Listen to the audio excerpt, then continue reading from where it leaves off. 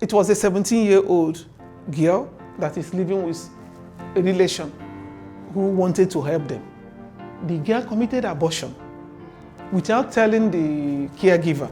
When they now brought the child, all effort, she said she didn't even know any man. And because she said she didn't know any man, you know, you have no right to do the vaginal examination on a virgin.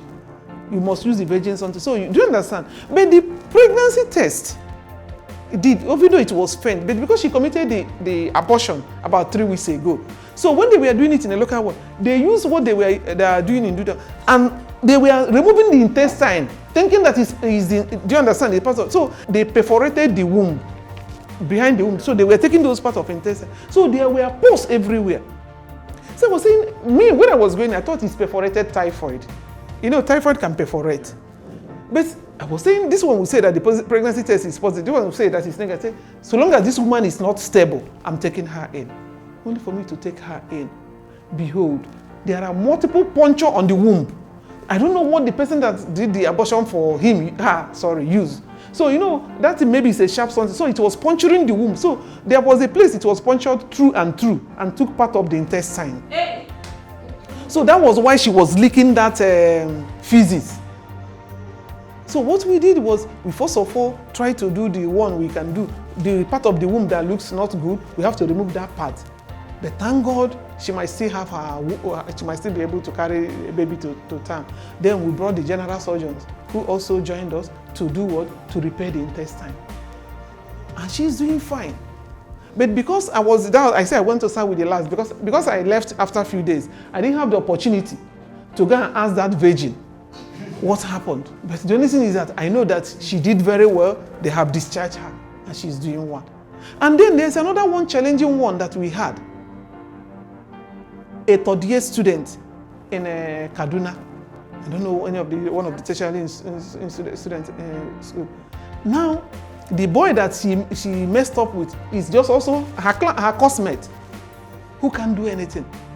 But because she didn't say the truth, unfortunately, maybe in the course of doing the abortion or whatever, I don't know how they affected the womb. So the infection, you know, the womb became gangrenous. That is, the womb is no more alive. So because of that, that's why she has been having that fever and all those things, because only her knows what we don't know whether is it the infection from the contamination of the abortion, or is it there was anything. But the only thing is that when we open up, the womb is black. It cannot be remedied. A girl of 21 years, we remove the womb. We remove the womb. So she can never carry a child again. That's it, at 21, third year. So these are the things. So there are a lot of, especially we that are in the gynae or obstetric, you see a lot. You see a lot. Now, this is no longer the time we say that a child needs to be 12 years or 14 years to start seeing menses. Now you see them 12 years, you already know what it is. Could you believe that you bring a child of 8 years to taste something? You see that there is no hymen. It looked like that of my mother. The whole hymen. That's why also men should also be very careful, because the children now can put them into trouble. Do you know that a child of 8 years can carry you, indirectly taking your hand to take it to a place you will not like? Because you have already started with even the people in the same primary school with her. And you, if you are the one that your hormone doesn't have control, you will put. When she will start naming, she will name you first. And we are gone for that. There is no way they will not bring a child less than 5 years that has blood stain on the pant. At the end, either is the driver that came to pick the child that is fingering the child, or is the house help that is fingering, or the uncle in the school that is fingering the child. So there are a lot of things. So too many things. With regards to emergency, we have seen a lot. And also with regards to challenges when we are doing surgery, sometimes also because of this era of supplement, women are taking rubbish. Fibroid is a very sweet surgery. That it has this capsule, you're supposed to remove it without. But they will take all this rubbish they call their supplement. When you go there, you'll be sweating.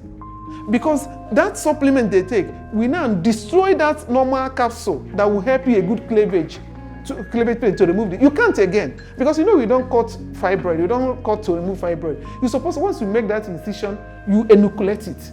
You enucleate fibroid, you don't cut, you don't excise fibroid, you enucleate. But when they take that thing, it will obliterate everything. So you can't even see, so you have to start cutting. And sometimes, you know, when you cut, the more you're cutting, the more the bleeding. Sometimes you end up losing the whole womb. Sometimes not only losing the womb, you lose the woman. And these are all these nyama things. Hey, no, you don't need to, you will take this one, you will shrink it, you will urinate it, you will do this. Now lie. If you don't want to, if your fibroid doesn't need surgery, it doesn't need surgery.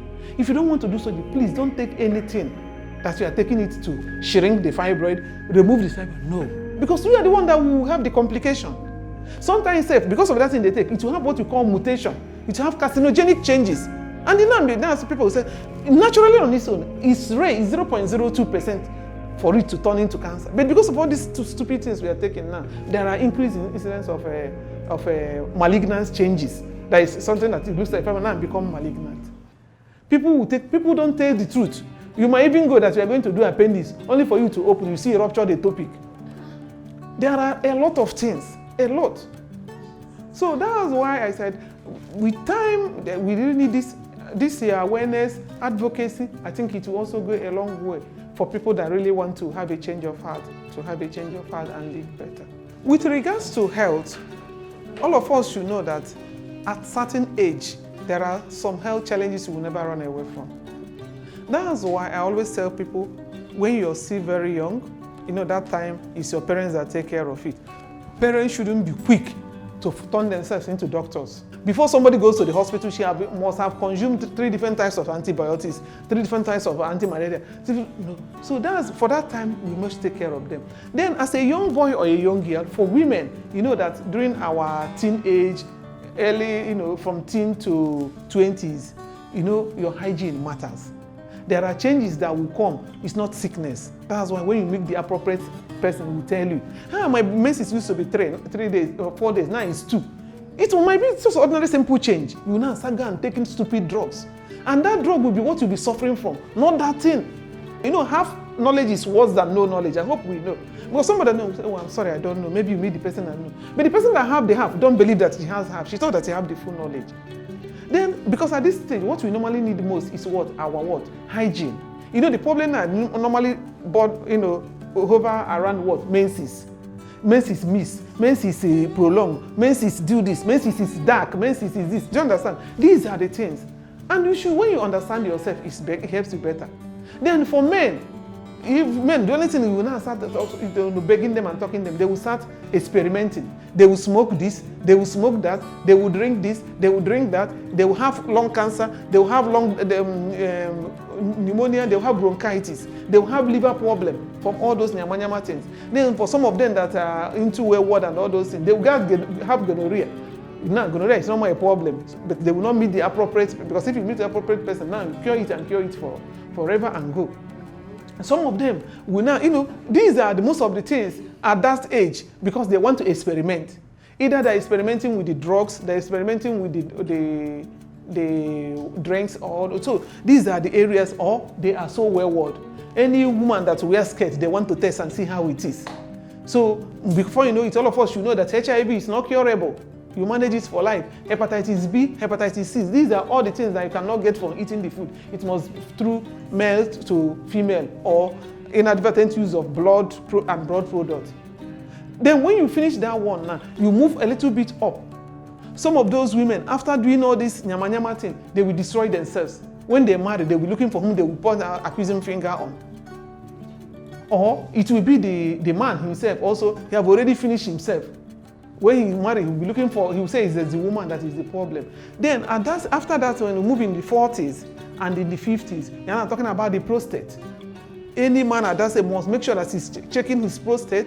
But the first one is the one we put our finger into the rectum, into the anus, and check the consistency of the prostate. To check for the arrangement. This one, I don't know why I can do it for 100 people, I don't care, and go your way. It's not supposed to cost you anything. It's only when you now check it and there is anything you can move a step further. Then you do what you call prostate-specific antigen. At least you do it once every year, to be checking it. Because once you're around 45, you're supposed to be start checking. Initially, we say 50 years, but now, once after 40, you should start checking. Then for a woman, if your tummy suddenly started getting bigger, if you have fibroid, you should have known. If it's not causing you bleeding and it's not pressing on your kidney, you don't need to remove it. Don't allow doctors to be deceiving you. Because in a fibroid, there is no woman, African woman, you will not see 1 or 2 fibroids. But the only one that you need to remove is the one that is causing problem. You don't need to remove it. Maybe you want to get pregnant, you see that it's pressing on something or that. That's all. Not all fibroid can be removed. Because when you go into menopause, it will just destroy, degenerate on its own. Then these are the things. Then also, if you start bleeding, suddenly their bleeding looks abnormal, you check. Am I developing cancer of the womb? Am I developing cancer of the ovary? Am I developing cancer of the cervix? And all of us should know that any woman that fled from one woman to the other, the chances of developing cancer of the cervix is high. Even if you're a good person and your husband fled from one place to the other, that's another disadvantage. You are at risk of cancer of the cervix. Because that human papilloma virus you are running away from, after being like this, your husband will go and get it and give you, and you will develop it. So these are why this education is very good, so that you also educate the man. If you love me, you have to help me to be alive, so that 2 of us will take care of our children. Then, if you suddenly your tummy started getting big, any small thing you eat, you get food, especially those that did not have many children. Some people like Reverend sisters or people that didn't marry on time and all those ones. You think, are you having cancer of the ovary? You must check. Then if it's a man, every time this thing is paining you here, don't say ulcer, it will be cancer of the colon. You must be sure. Or even if it's not cancer, could it be that there is any of dyspepsia, all those, to find out which one it is so that you treat it on time before it becomes bad. So that's why as you're getting on in age, you're checking on. Then by and large, this is the time, mainly at that 40 or 50, this is the time you must be checking your blood sugar, your BP, because that's when the BP will start going up. As your estrogen level is going down, that's your menses will be going. Once your menses is going, your BP will be coming up. As also the estrogens come, the endocrinological system will also be affected, especially if you have family history of diabetes or hypertension. Maybe your dad had it or your mom had it, or they didn't even have it, but they have the gene that expresses in them. You can develop it at that time. And if you're not doing checkup, it will be only as emergency they will bring you. By then it will destroy the organs. But if you're checking and you find out when it develops, you now take care of it before you now have any problem. And all these things are not problems so long as it's discovered on time and taken proper care of. Don't mind what all these people that has their microphone are taking. You see, as you are sitting down here, without even doing anything, you can have Staphylococcus You can have, reason is that I want to tell you, most often, those people that they say that have the Staphylococcus aureus, it's not even Staphylococcus. If you are collecting sample to do culture for somebody, and inadvertently your hand, because this hand has organism, this hand, any of this hand, touch inside of that container, you contaminate the place. So you'll be culturing what your hand introduced, not what is in the person. And that's why you continue to give the person the drug. The person will now start getting worse because you are giving the drug for what he doesn't have. You see somebody that are feeling something, by the time they start treatment, they get worse. Because they're not treating what they have. You are giving for something they don't have. So if you say Staphylococcus epididymis, there are different types. That one, yes. But that one also can come from contamination as well. Do you understand? It can come from contamination. But mostly, Staphylococcus is not sexually transmitted. It's not. Well, it can be. No, it's not. It's not. And most often know that Staphylococcus is nothing. The way God has, don't mind all these things we are saying. Yes, if there is nobody now that will do culture in the East, in the Igbo land, that will not have staph.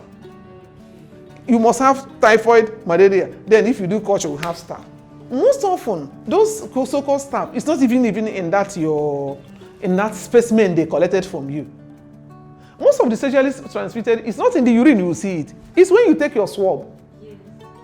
It's when you take your swab. And when you take swab, the swab that can cause all this in yamayama now, when you are talking about chlamydia trachomatis, or when enterococcus, all those ones, Escherichia coli, all those ones. Do you understand? All those things are the ones, that's for UTI, that's for urinary tract infection, which mustn't be. It is not doing sexually transmitted. But when you are seeing human papilloma virus, when you're talking about chlamydia, when you're talking about Candida, initially we were saying that it's not sexually transmitted, but it is. Some are not sexually transmitted, but many are also sexually transmitted. I hope we know. Because chlamydia can come if you are dodging. All those women that rub some feminine something to make them smell good. All those, they can develop candida without having it, not through seizure. Yes, because you will not destroy the normal flora of the place. And when you destroy the normal, that's why if you watch, when you dodge, when you use this, you see that every day you'll be discharging, you'll be itching. Ideally, the normal private part of a woman is supposed to be washed only with water. The only thing is that you wash severally to make sure that it's clean. You don't need soap, you don't need Dettol, you don't need Isa. Just water. In, out, outside. In, out, everywhere. Jeez. Once you make, even if it's after your menses, the only thing is that you need to wash it as often as, until you will feel the neatness when you finish washing it. But this one, they will carry soap, put. Carry Dettol, put. Carry Isa, put. When they finish, they say it's itching them. Me, if you enter, I say, why won't you itch you? Let it itch you more now. Because that's the normal, you have already destroyed the normal flora there. And once there is alteration in the normal pH of the place, definitely any organism that's not supposed to grow there will not grow. So that's why you don't even go there to distort anything. Because once you distort anything can happen. You finish washing it with Dettol. You continue to remove that whitish something that looks like a raw pap, which is candida. And that candida is not because you did that one is not sexually transmitted. That one is because we have distorted the normal flora. Every woman is open. From there, it can enter anywhere you want to enter. It can even from there go and block your tube forever. Yes. Because once you are going in, you reach the mouth of the womb.